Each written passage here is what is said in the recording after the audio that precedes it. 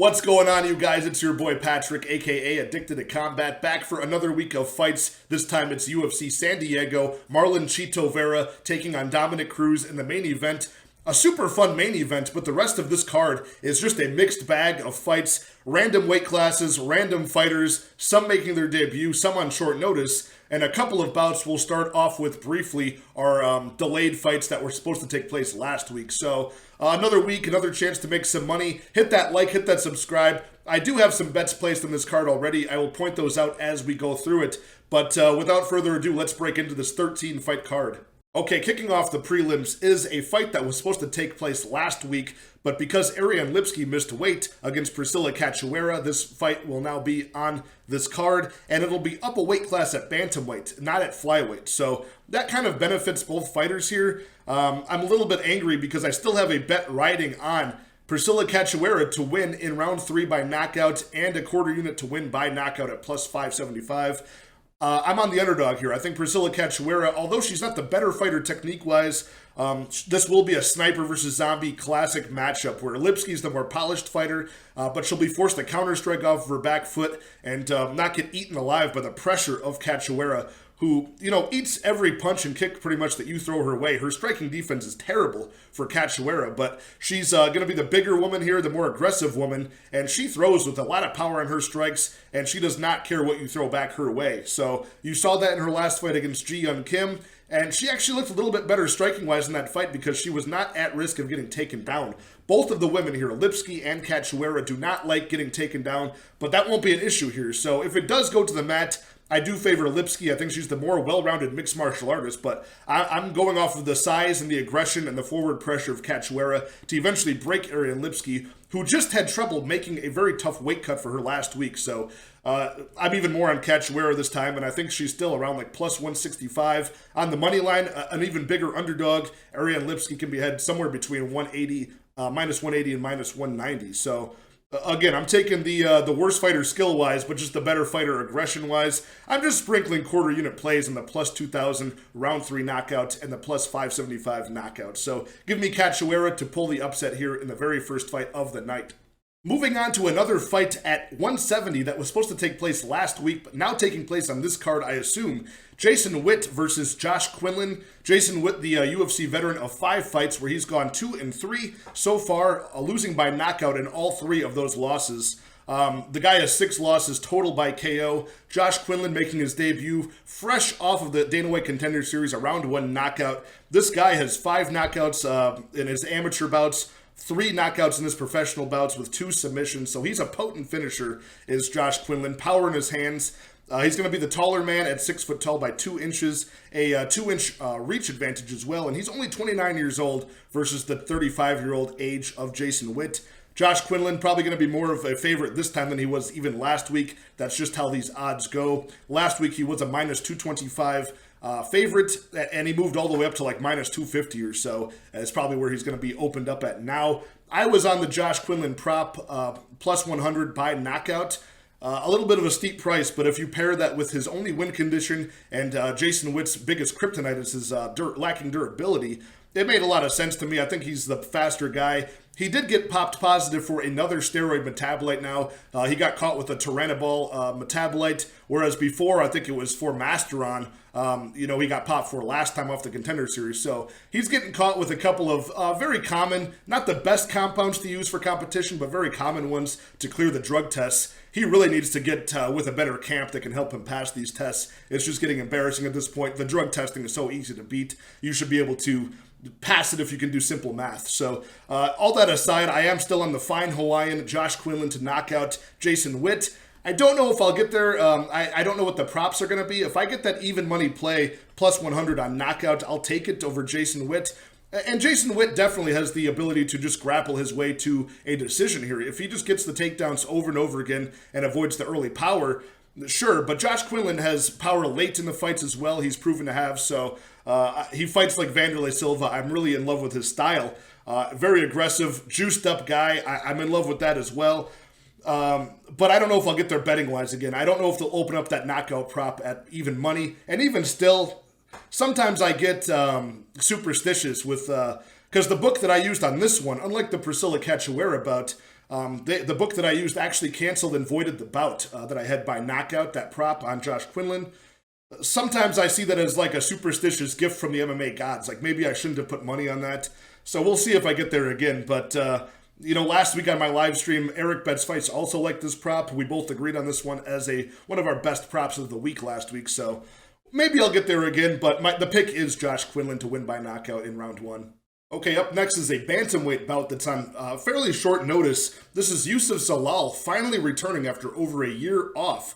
And a new weight class down at 135. He's a former 145er, 6 fights in the UFC, gone 3-3, 3 wins to start off his career, and now on a 3-fight losing streak, taking on a newcomer in Blackshear, who is the CFFC bantamweight champion currently. 1 title win, 1 title defense. The guy's very athletic. Coming into the UFC, he's definitely getting his respect in the betting market on short notice. This is a pick'em price tag, minus 115 apiece. Youssef Zalal, of course, coming off of that 3-fight skid, lowering his price. This might be a discount price on Youssef Zalal as we get into it. Zalal is 10-5, only 25 years old still after this year off, 5'10", 75-inch reach. He's going to be a very big bantamweight. Blackshear is 27 years old, very young guy as well, 5'10" and a 72.5-inch reach. So virtually identical as far as age and height. Only a couple inches of reach in the favor of Youssef Zalal. Youssef Zalal, very good wrestling, relentlessly goes for the takedown, very good cage control, good entries on his takedowns, and he's really fighting for your dollar as far as getting in close and taking this fight to the mat. His striking could use some work. Of course, he has fought some very stiff competition. Sung Woo Choi, we're talking Sean Woodson in his last fight, a fight that I thought he could have won, split decision, and then also Ilya Topuria as well to start off that losing streak.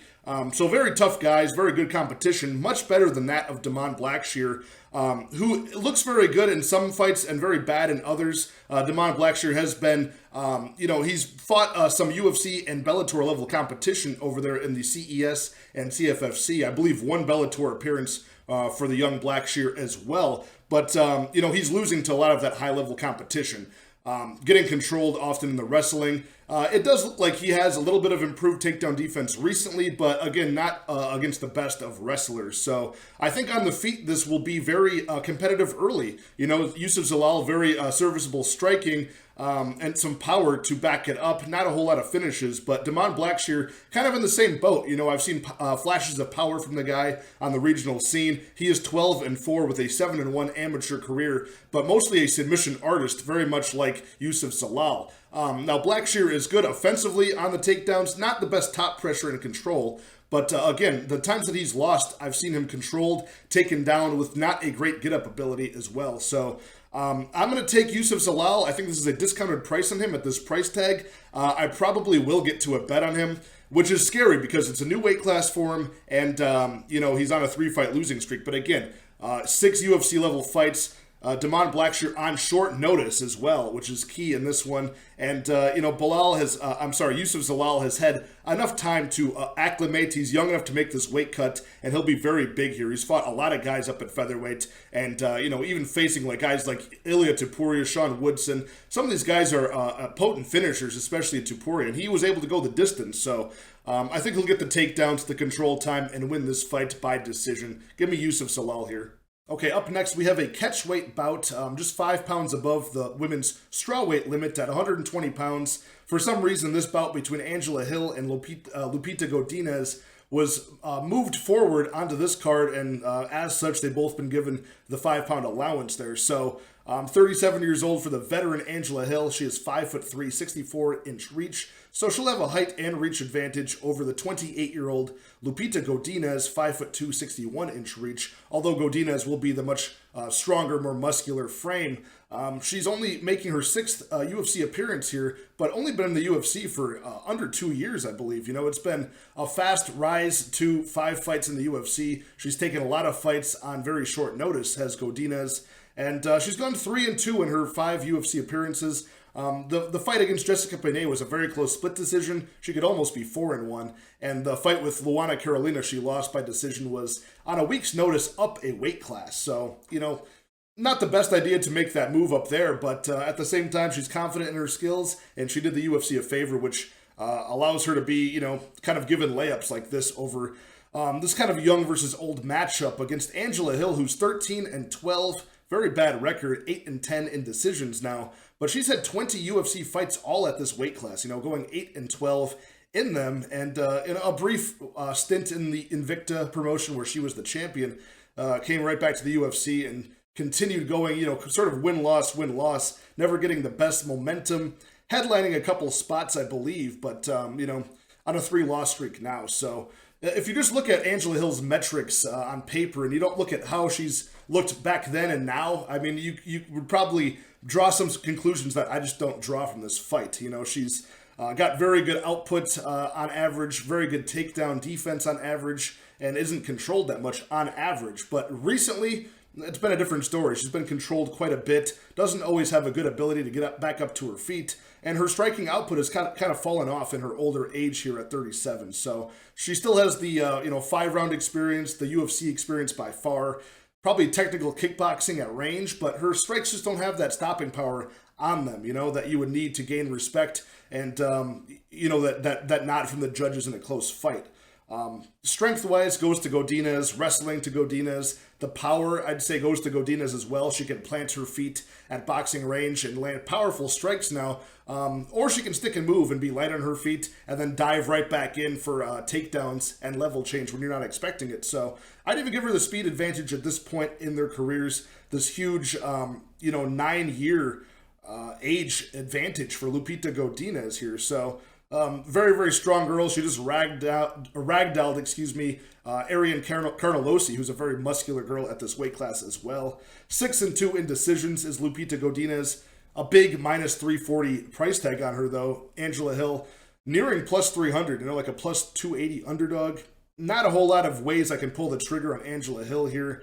Not a great record, not a good decision record, and just super old. So I don't want to say that there's any extra value on Lupita Godinez. It's very hard at these women's weight classes to look like a minus 340 favorite. They just don't have that sort of power. But, I'd call a Godinez decision as most likely here. Maybe a submission, but probably riding out control time and effective boxing on the feet. A parlay piece, probably safe for Godinez here, but again, it's sketchy at this weight class. She's lacking a lot of experience, but I'm pretty confident Godinez gets the decision victory. Up next at flyweight, we have the returning Tyson Nam taking on Buday Osborne, the Jamaican sensation. Buday Osborne is the minus 240 favorite here. Tyson Nam coming off of a over 1.5-year-long layoff. He is the plus 200 underdog, and Tyson Nam has been in this game for a long, long time. The first time I saw him fight was probably back in Elite XC, that promotion that lasted not very long, but it was like the late 2000s, I want to say. And he was fighting in bantamweight back in those days, but a very large flyweight, 5'7", 68-inch reach. He is a shocking 38 years old. Really didn't afford to take that 1.5 years off. Getting up there in age for flyweight, 38 is just inconceivable. 5'7", 73-inch reach, 30 years old. Again, 38, not that old for some weight classes, but at flyweight, where you rely on your speed, your reflexes, and timing, usually you're way past the prime at 38 years old. So Buday Osborne, of course, going to be the faster man here. Buday Osborne fights with that very crafty wide stance, low hands. He really baits people in with his head movement, tries to pull them in, use feints, bait them in with his head out in front, and then he'll pull back and hit you with a nice pull counter. Sometimes that lead southpaw hook as well, which is he knocked out Zaruk Adashev with in less than a minute. Most recently, he also sometimes can counter off the kicks with that southpaw left straight. And, he put out Jerome Rivera with that in under a minute as well. So both guys share those two opponents. Both of them knocked them out very early in the fight, both under 1.5 for Tyson Nam and Buday Osborne. Again, sharing those two opponents. Kind of odd. They put Tyson Nam in there in the trenches against some very tough guys when he made his debut because of his age. Probably they're just sacrificing him to some younger guys, but also his experience. It wasn't a big mismatch. He faced Sergio Pettis and lost. He faced Matt Schnell most recently and lost. And in the middle, he fought Kai Kara France and lost that bout as well. He is 7-9-1 in decisions in his 20-12 professional record for Tyson Nam. He does have 12 knockouts as well. The only 2 are the ones I mentioned over Adeshev and Jerome Vera. He's got very poor accuracy overall, always headhunting, pretty much fights like he's in a boxing match in an MMA cage. Not a whole lot of wrestling to back up his low volume. So to have low volume and, power, knockout power at flyweight is not always a great combination because it is still 125. You can't rely on just knocking people out in every single fight. And if you don't find that knockout punch, what happens? He has a negative decision record. So Buday Osborne, purple belt in BJJ, he's got 4 submissions, 5 knockouts, a very well-rounded game, and he's just super fast. And he's going to be the bigger man here. 5 inches of reach. Buday Osborne has 6 more inches in reach than he has inches in height, which is incredible. And he's just a very muscular guy, very fast, strong in the clinch, strong on the ground. I really don't give Tyson that much of a chance here, other than that knockout chance, which, again, at flyweight is something you cannot bank on. So I'm taking Buday Osborne, paying the price on his money line, and taking that bet. So it's hard to bank on him getting a finish in this fight because, 1, it's flyweight, and 2, Tyson Nam has never been, he's been knocked out a few times, but it's been, pre-UFC. Marlon Moraes is probably the last one who knocked him out, I want to say, back in the World Series of Fighting. So I'll take Buday Osborne to win by decision here, but finishing this inside the distance is not off the table. Up next is the most outrageous money line on the card, lightweight bout between Gabriel Benitez and Charlie Ontiveros. Benitez, the minus 400 favorite here, losing 4 of his last 5 fights, which begs the question, if that's true. He's lost 4 of his last 5 and he's on a slump. How is he a minus 400 favorite? Implied odds to win, 80% of the time? Charlie Ontiveros is just that bad. So plus 300 underdog for Ontiveros. 6'2", 74-inch reach, 31 years old for the former middleweight when he made his debut in the UFC. Just a couple fights ago for him, a few years ago, he fought Kevin Holland at 185, lost in round 1, verbally tapped due to a slam that injured his neck, apparently.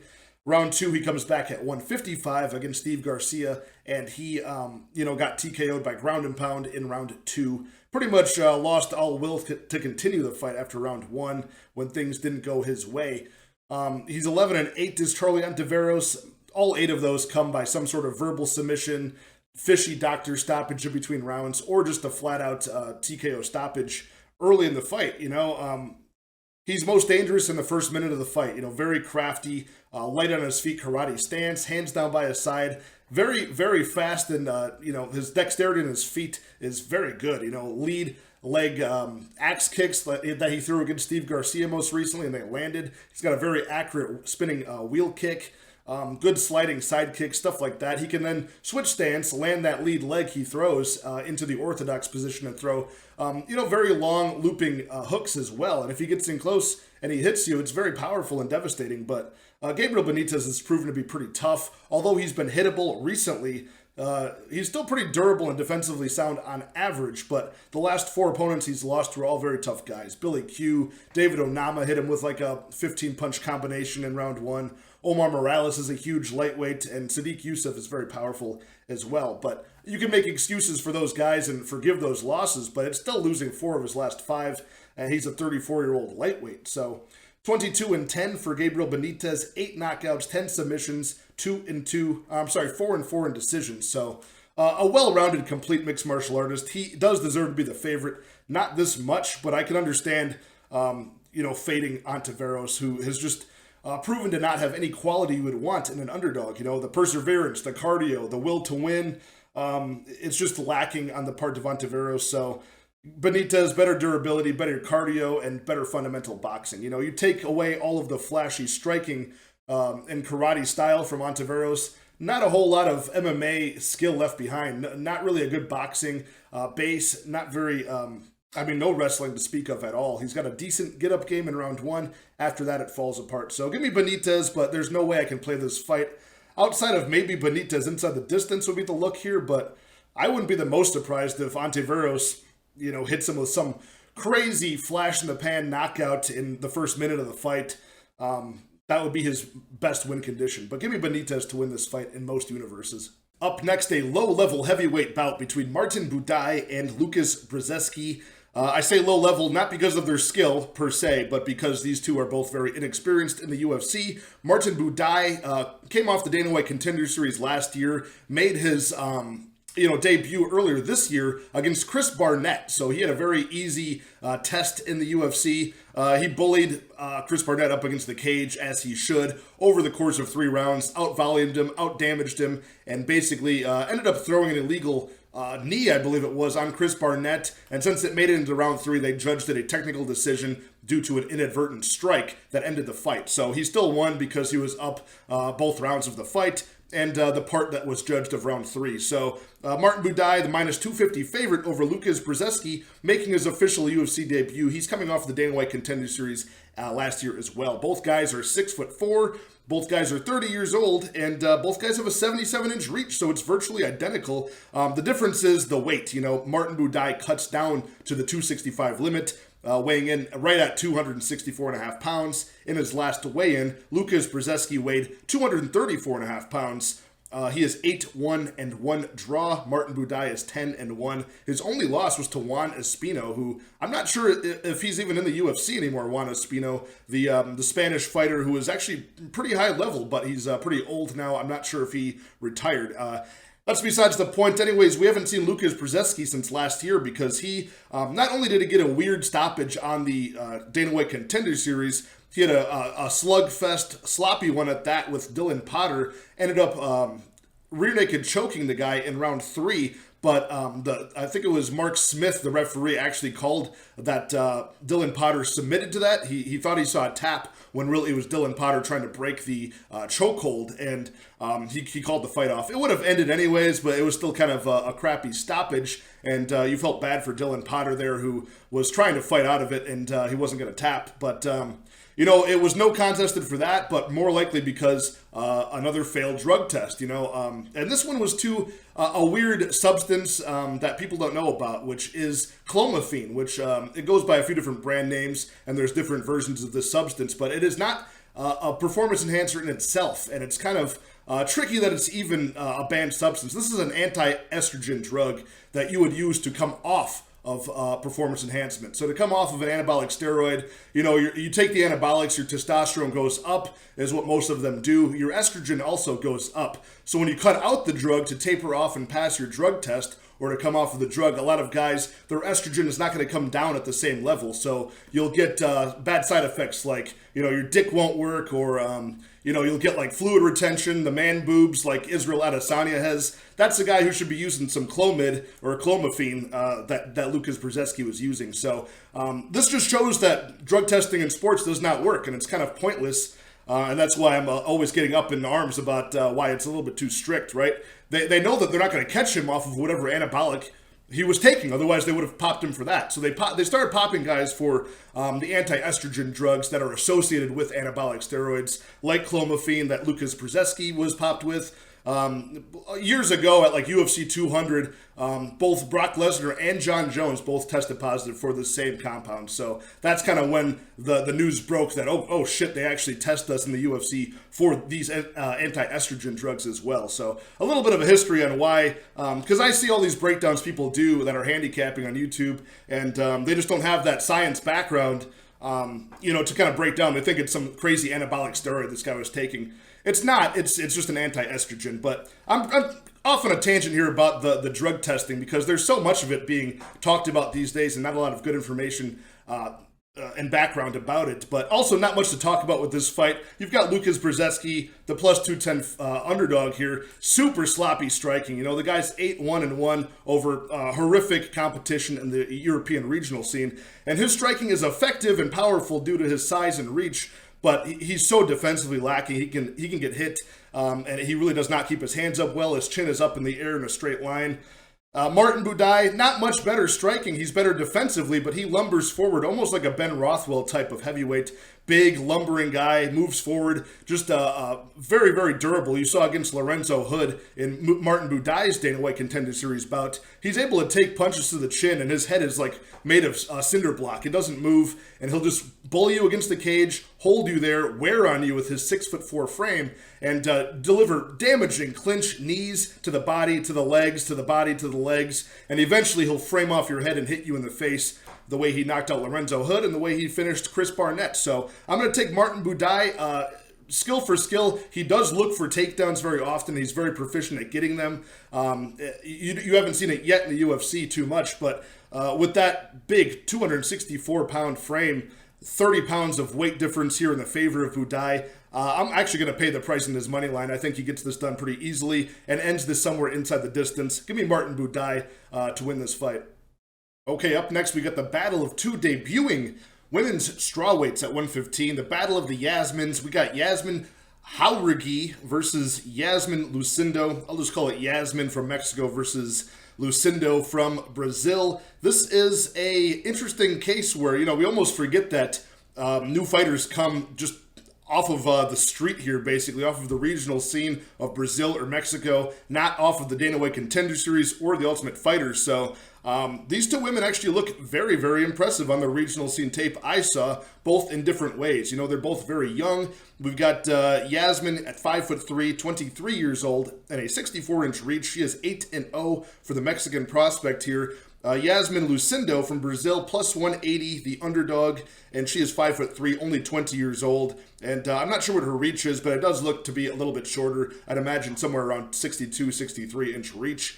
And she's 13-4. So, as I mentioned, Lucindo is plus 180, the underdog. Yasmin Jauregui is actually minus 210, the favorite. And I find that odd. They're both making their debut, both young. Yasmin does have the better regional scene experience, I would say. Off of the Combate regional circuit, there's just generally better competition there. Lucindo coming from the Brazilian scene, not very good resumes of her opponents. And from the tape that I saw, they're all very low level on both sides of these women's resume. But I got to give the striking at range to Yasmin Jauregui. And Yasmin Lucindo, I give definitely the wrestling, the top control, her ability to just get the body lock trips, the body lock takedowns, either in open space or off of the fence, and get pretty much transition right into mount, where she rains down vicious ground and pound on her opponents, has a lot of stoppages, 7 stoppages by strikes for Yasmin Lucindo. I think 4 first-round stoppages for Yasmin Jauregui as well out of her 8 wins. So both of them are potent strikers and potent finishers at 115, which is rare, and which is why they're probably both getting invited to the UFC at a young age. So Yasmin Jauregui striking at range, definitely the kickboxing more in her favor, better striking output for the Mexican. She looks faster and just much better striking activity and eagerness to throw. Yasmin Lucindo, the Brazilian, seems to really have basic serviceable striking in the feet, looking to really just wait for her opponents to open up. She's very tentative to kickbox, but as soon as her opponent overswings or opens up, she gets in close, slips their strikes, and gets the body lock, goes to the ground. So they're both very proficient in each of their ways here. I haven't seen a whole lot of defensive wrestling from Yasmin Jauregui, which troubles me that she's a minus 210 favorite at this point. And I'm sure that line will start climbing just because she's 8-0 and from a notable name of a regional circuit in Combate. So I haven't seen her deal with a lot of adversity in that realm, defensive wrestling. But I have seen, smaller girls really try to engage in the clinch work on the cage, and she was able to reverse position, defend takedowns, at least against a couple of opponents. But overall, wasn't able to watch all of her 8 fights. But what I did see, I was impressed by. I will take Yasmin Jauregui, the Mexican, to win this fight, but there's no way I'm going to bet on either of these two women. If I had to bet, I'd bet on Yasmin Lucindo just because I think this should be closer to a pick-em price tag. Slight favorite for Yasmin Jauregui, but, Lucindo could really, employ the wrestling game if that's a hole in the defense of Yasmin Jauregui. So I'm not sure about that. I can't bet on it, but I would probably say the value goes in the underdog here. Both women actually, at a young age and a small weight class, have a killer instinct. The ground and pound from Lucindo is very impressive. The striking and combinations at range for Jauregui, very impressive as well. So I like both of them. I'm actually excited for this fight at strawweight. So they both look like they're promising as debutantes. And give me Yasmin Jauregui as a pick. Up next, we have a women's flyweight bout, another rescheduled bout. This one moved from over a month ago now at the Dos Anjos Fiziev card, I believe it was. Nina Nunes taking on Cynthia Calvillo. Nina Nunes, formerly known as Nina Ansaroff, is moving up from women's flyweight, where she was a ranked top 10 fighter. Cynthia Calvillo still in the top 15 at women's flyweight, although she has been on a pretty bad beatdown so far, 3-loss streak. She's not looking like herself, and yet she is the minus 150 favorite over the plus 125 Nina Nunes, who was 10-7, 4-5 in decisions for Nina Nunes. She is the older woman only by 1 year at this point. Cynthia Calvillo just had a birthday after the fight was scrapped, so she is freshly 35 years old, 36 for Nina Nunes. Both women, only an inch apart in height in the favor of Nunes at 5'5", same reach. So virtually identical age, height, and reach here. 9-4 record for Cynthia Calvillo. Not much better, that 10-7 record I mentioned for Nina Nunes, who's coming off of 2 losses, a first-round armbar to Mackenzie Dern and a loss to Tatiana Suarez, who's an undefeated fighter. Before that, she had like 4 wins straight, looked decent, very good striking, taekwondo base, very good, diverse, slick striking on the feet, good kicks, and straight punches. And a pretty good takedown defense as well, so her age is in question here. Her moving up a weight class is in question here. And also the fact that she was the one that pulled out of the last fight a month ago. It was noted that it was like a stomach virus. I think she did weigh in, if I remember correctly. I think she weighed in, but the day of the fight, she had like some stomach virus that they wanted to delay the fight. So whether that was a weight cut issue or it really was a sickness, I'm not quite sure. But that's not a good look either. So Cynthia Calvillo, though, not only has she lost to Jessica Andrade by round 1 knockout, forgivable. Caitlin Chukagian decision loss, forgivable. And now an Andrea Lee, after round 2, it was a corner stoppage. It looked like she quit on the stool. I think she did quit on the stool, but it was I think it was reported to be actually a broken orbital bone that she had suffered. I don't know how that happened. Andrea Lee was teeing off on her, but the punches didn't seem to be that hard. But more power to Andrea Lee, broke her orbital, I'm pretty sure. Correct me if I'm wrong, but I think it was a broken orbital bone that caused that corner stoppage. Either way, she looked bad, especially against Andrea Lee, because you should be able to at least crash the pocket against Andrea Lee, absorb those strikes, move in range, and get the wrestling going. Calvillo is going to be the much better wrestler. This is like a striker versus grappler matchup here, but man, we can't really count on that anymore from Cynthia Calvillo, who looks so fatigued, so just like lackluster and like just lethargic almost from the onset of the fight these days. So I can't pick her to win. She's looked terrible. Getting stopped now in between rounds. Nina Nunes has been off for, since April of last year, but, she started a family with her wife, Amanda Nunes, the champion, who just had a great performance, so I hope they were getting in training together, and, moving up to flyweight and still having issues the day of the weigh-in, not good. She is the underdog here, and this is a complete 50-50 coin toss fight that I will not be betting on, so I will take the underdog, just like I took her back in early July on their last fight. I took Nina Nunes simply because I thought it was a 50-50 fight. I didn't want to bet on it then. I don't want to bet on it now, but I will take as a pick the underdog here, plus 125, Nina Nunes. Up next at light heavyweight, we have Azamat Murzakanov making his second appearance in the octagon versus Devin Clark, who's a seasoned veteran of this game, actually coming back down from heavyweight on a one-off bout earlier this year against William Knight, who at that point had been banned from 205 for missing weight against Maxim Grishin. So Devin Clark stepped up at heavyweight and took out William Knight after out-wrestling him for all 3 rounds. He took him out by his first ever UFC knockout in round 3. Vicious hooks against the cage. Devin Clark is only 32 years old, 6 foot tall, 75-inch reach. The more true natural light heavyweight here against Azamat Murzakanov, who's a little outsized at 5'10", 71.5-inch reach at 33 years old. 11-0 record for Azamat Murzakanov, who is the minus 165 favorite here. Devin Clark, the plus 140 underdog.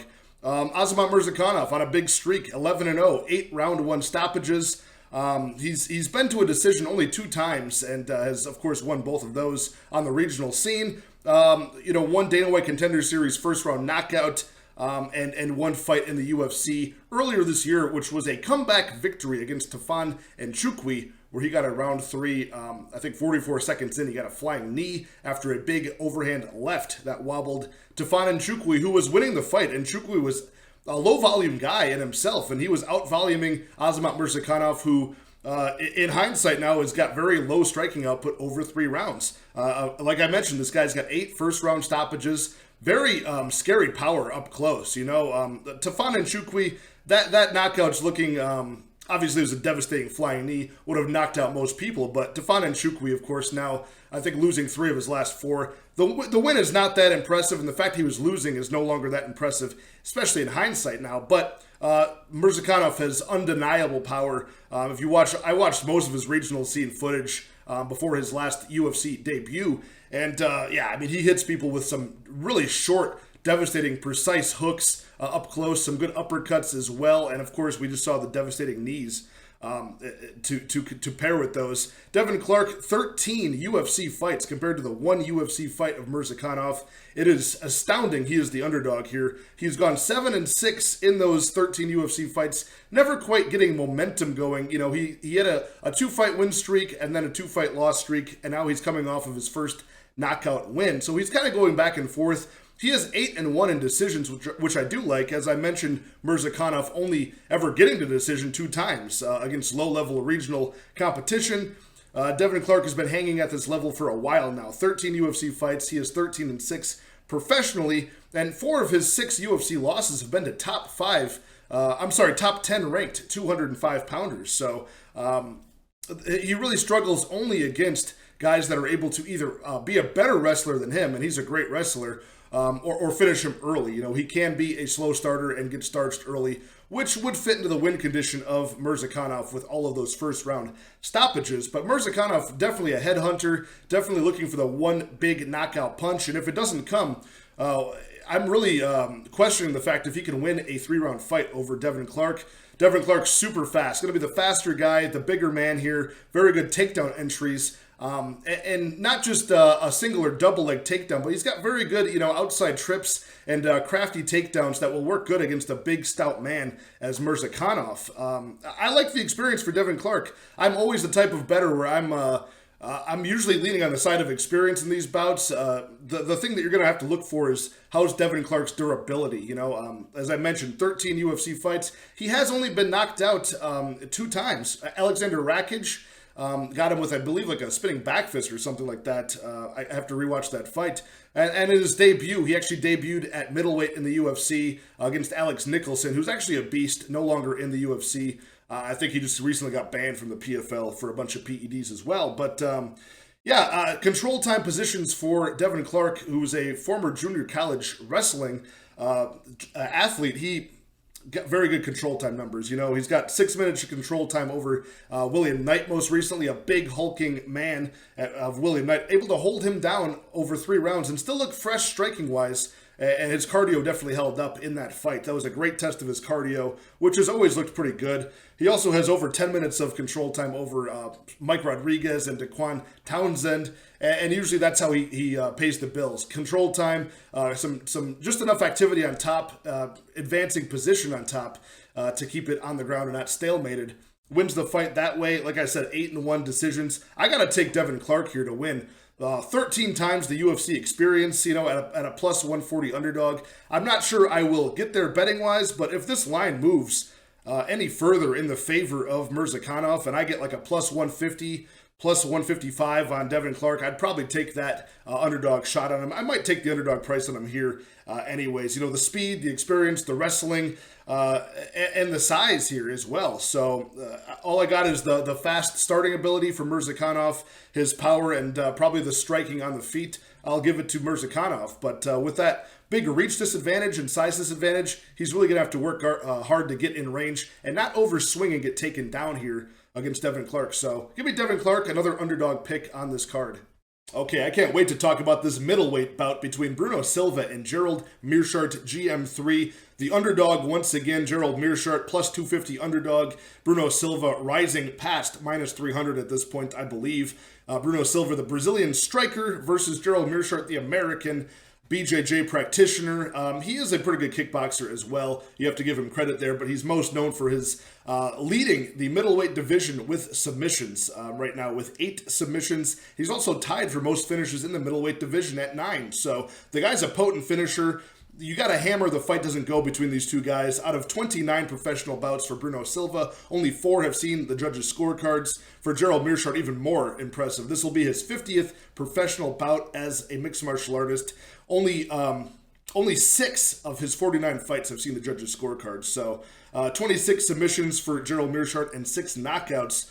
Bruno Silva has 19 knockouts over his 29 fights as well. So both guys great at what they do. A striker versus grappler matchup in every sense of the word. But Bruno Silva coming through with, only 4 UFC bouts.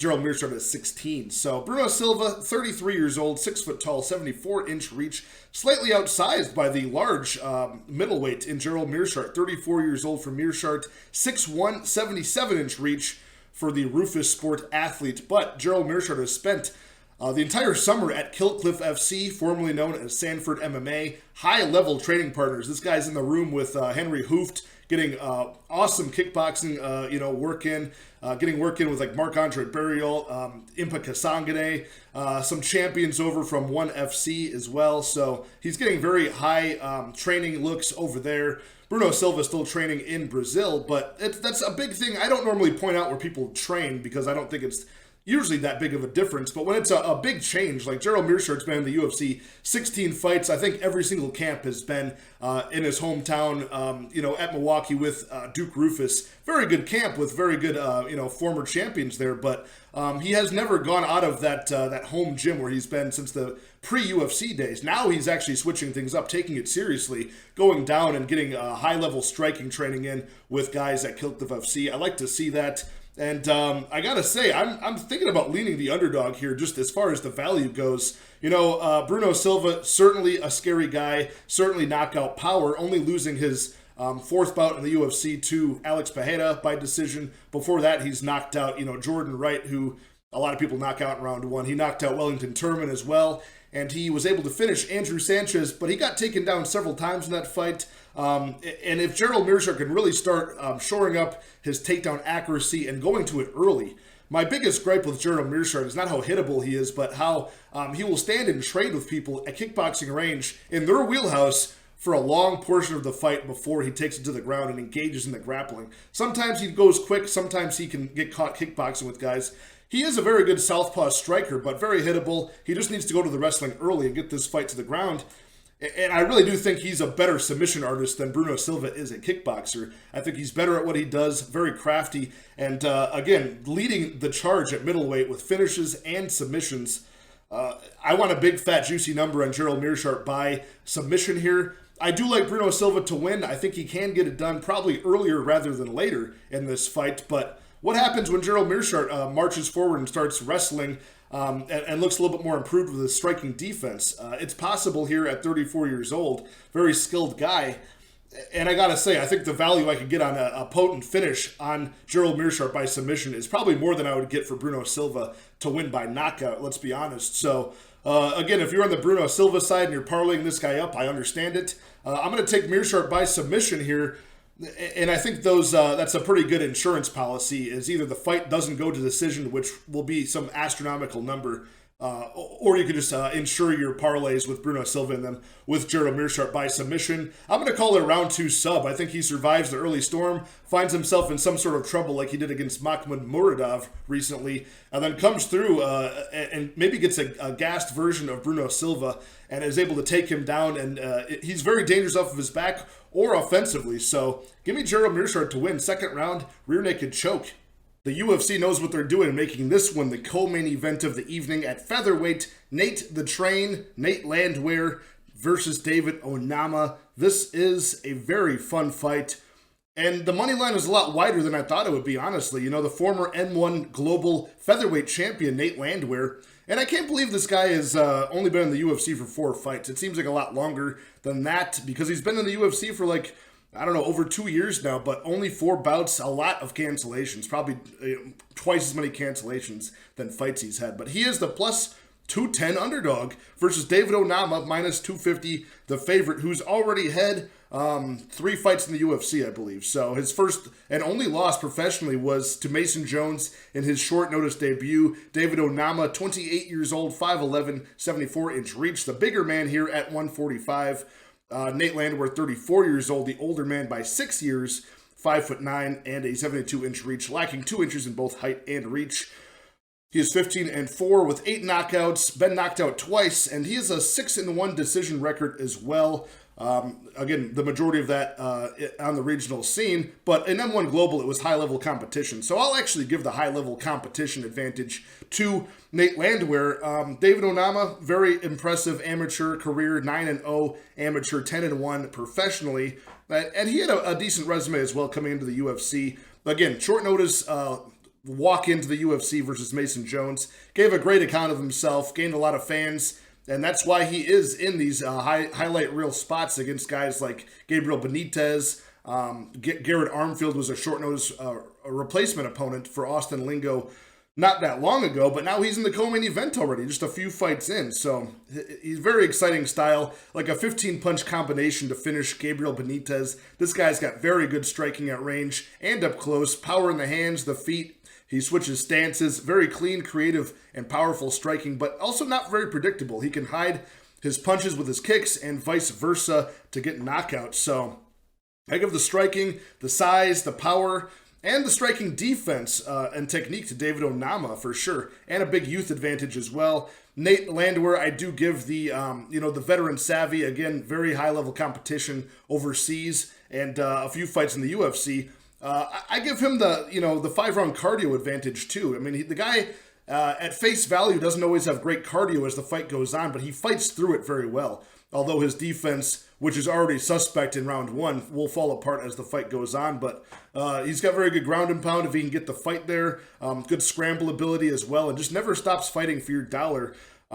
Fights through fatigue, but his forward pressure and aggression for Nate Landwehr can also be a detriment. Like, he's the type of guy where, like, he almost like bluffs his opponent to he gets right in their face, and he better put up or shut up when he gets in those positions. Otherwise, he'll be David Onama's punching bag, the way that he was in round 1 against Darren Elkins, and also round 1 against Julian Erosa, who finished him as well. So he can be defensively lacking just due to that wild, entertaining style he has. He gets right in your face, and he's got a positive striking differential in the UFC thus far, with like landing about 6 significant strikes per minute, which is very impressive. Very short ring time so far in those 4 fights. But David Onama also largely outstriking his opponents as well, coming off of that round 2 arm triangle submission over Garrett Armfield, who he beat prior to that in the amateur career as well. So I got to go with David Onama here. I think his striking is so much more powerful,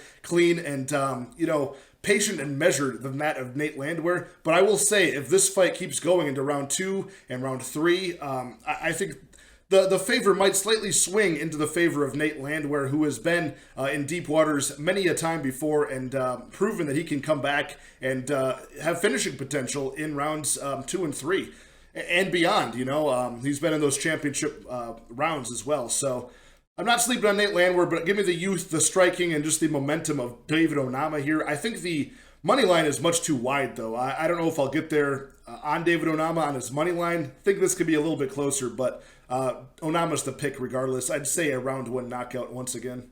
Okay, we've made it to the main event of the evening, a 5-round bantamweight fight between the former champion Dominick Cruz and the young contender Marlon Chito Vera. Marlon Vera, only 29 years old, 5'8", 70.5-inch reach. He will be the bigger man reach-wise and stature-wise against the 36-year-old veteran Dominick Cruz, who is also 5'8", but a little bit smaller in stature and lacking a couple inches of reach, 68-inch reach. For the former champion, Dominick Cruz is the plus 180 underdog here, about minus 220 and climbing for Marlon Chito Vera.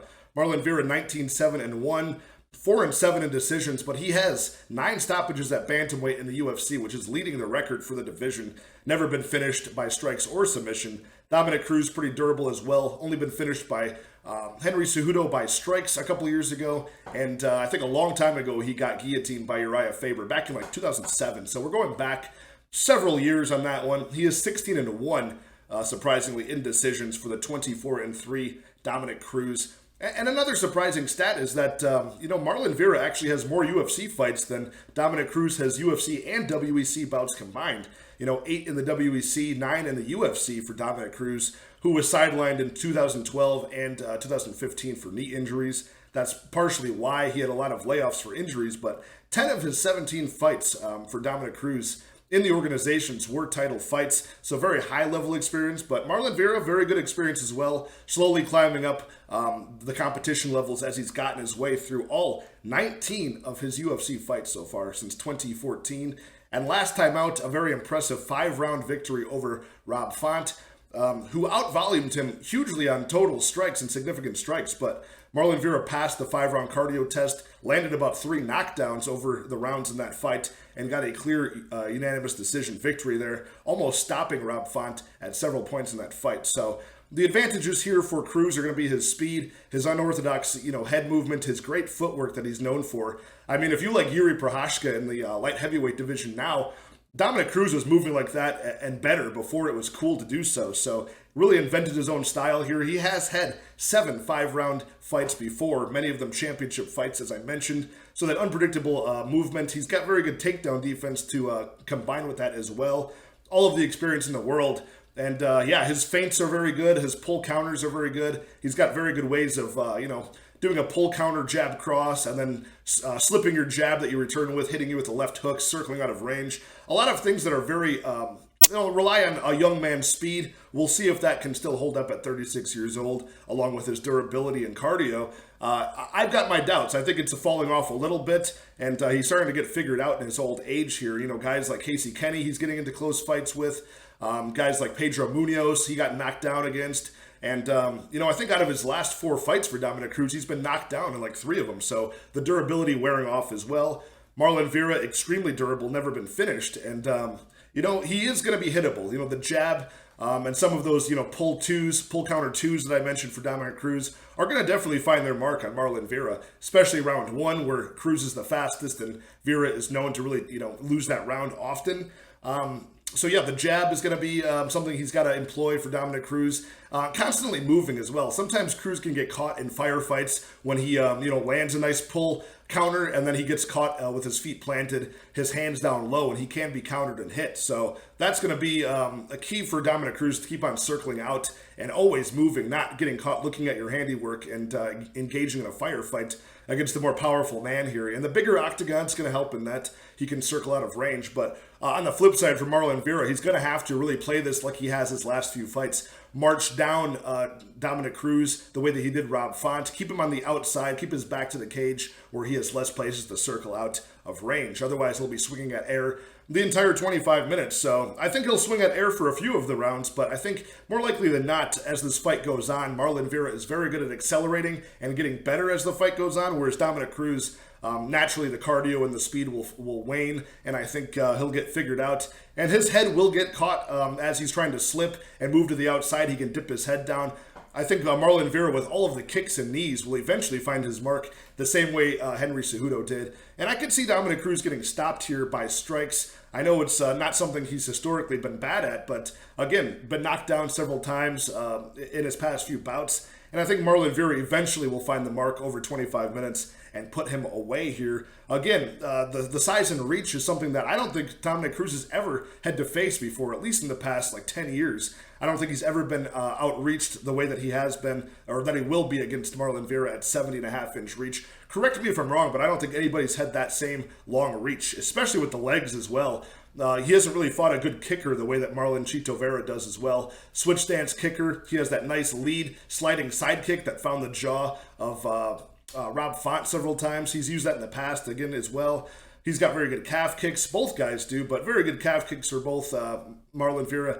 And Dominic Cruz is good at checking them as well, so that's something that might not be employed, but the outside leg kick can find its mark. And anything to slow down the movement of Dominic Cruz will be key for Marlon Chito Vera.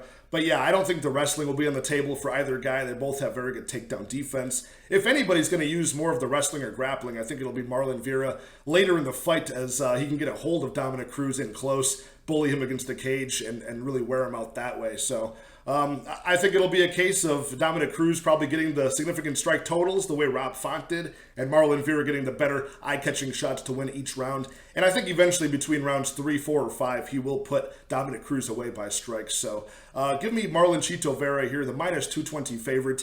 I'd pay that money line all the way up to minus 250. Again, it's largely a product of the huge age advantage he has at bantamweight. and just the ability to go 5 rounds. He's finally proven that in his last fight. So I think it's favorite or pass here. I'm not going to touch the time props because I really am just... It's hard for me to go against the numbers here and how durable and elusive Dominick Cruz has been, but in my crystal ball of predictions, I do think Vera gets him out of there, so I'll just stick to the money line for this play. Give me Marlon Vera. Okay, there you have it, you guys. All 13 fights broken down for UFC San Diego. Vera versus Cruz. Not the best name value, but always a chance to make some money. I do have some bets placed for this already. I will be going over those on my live stream on Wednesday night at 9:30 Central Time. I will be having Lou Betya from the MMA Engine to join me. We'll have a very fun back and forth going over our picks, predictions, and a potential prop for each one of these fights on that live stream. So tune in, 9:30 p.m. Central Time. Hit that like, hit that subscribe, hit that bell notification so you don't miss the live stream. And it'll be a fun one. Lou's a very good friend of mine and a very good personality in this MMA community. So don't miss out on that. And I'll have my best bets and props out later this week. Good luck in all your betting action. I will talk to you guys next time. Cheers.